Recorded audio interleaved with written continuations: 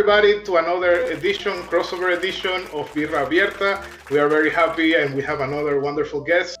And joining us from Chicago is Laima, and from Mexico City, you guys know it, one of our great hosts, Miguel, and of course me, Jorge, Austria. So I just want to give a little bit of introduction.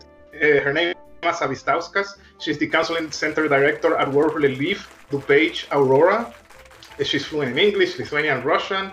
She has a master's degree in counseling psychology from the National Louis University in Chicago. And if I'm not mistaken, she also lives in Chicago, Illinois.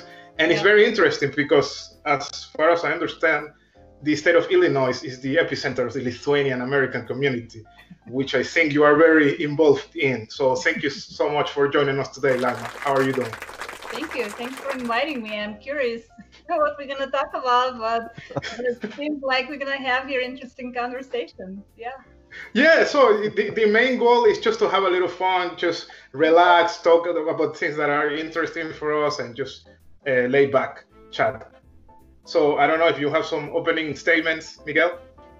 No, just thank you so much for accepting this interview and for having fun with us, and our subscribers, please join, our viewers, please join the channel and let us know your comments, also your suggestions.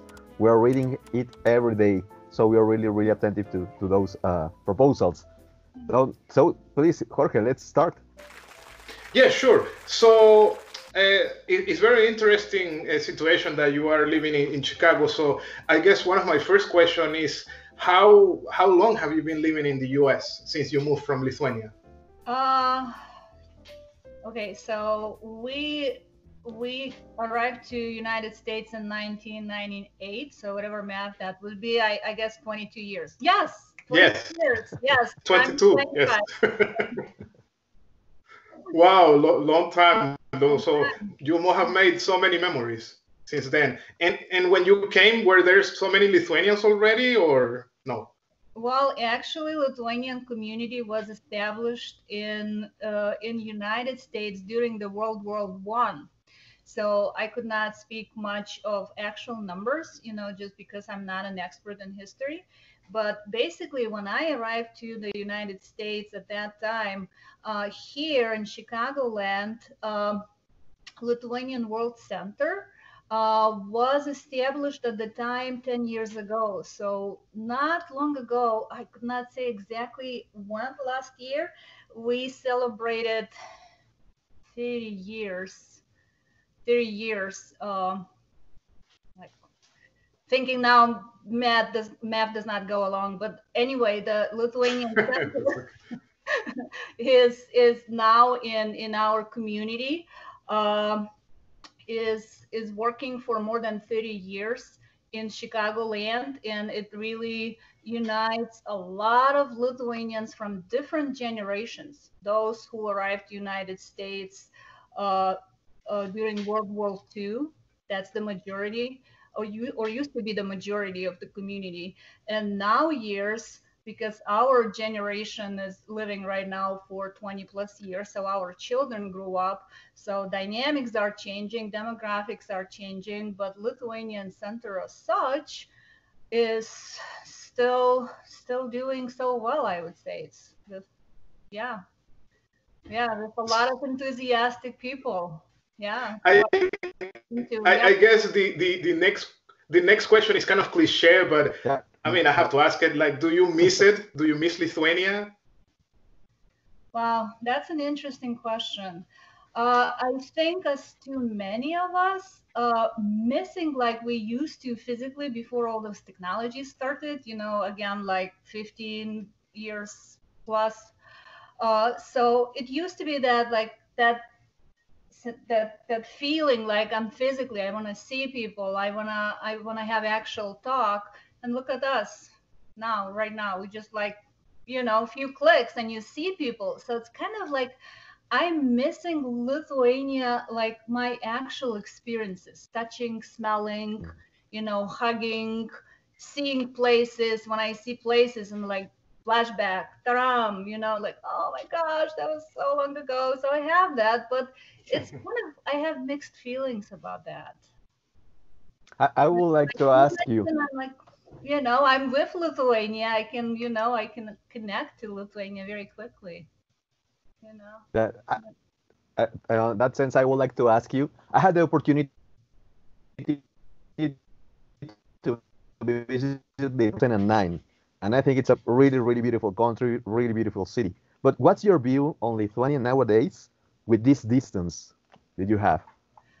I think Lithuania is making beautiful, beautiful progress that is more visible probably from outside than from inside. And of course, I am more outsider these days because what do I know about actual life from the news I'm reading, from like Facebook, my friends I'm talking about. And I know like things happening inside, all those dynamics, things are not easy, like the processes are not easy. But even during this coronavirus, like Lithuania, I know that somewhere was mentioned as one of the countries in the Europe who responded the fastest way, and handled the situation so well. But if you look inside on what people are saying, I think Lithuanians, including myself, we are perfectionists, like it's never good enough, it should be, could be, would be better, and we are always striving for whatever that is the best thing, but I think at the same time, it's kind of, uh, yeah, it's like that's the way we are making progress. So I think considering that 30 years ago, Lithuania was part of Soviet Union, man, we did a lot. Lithuania did a lot.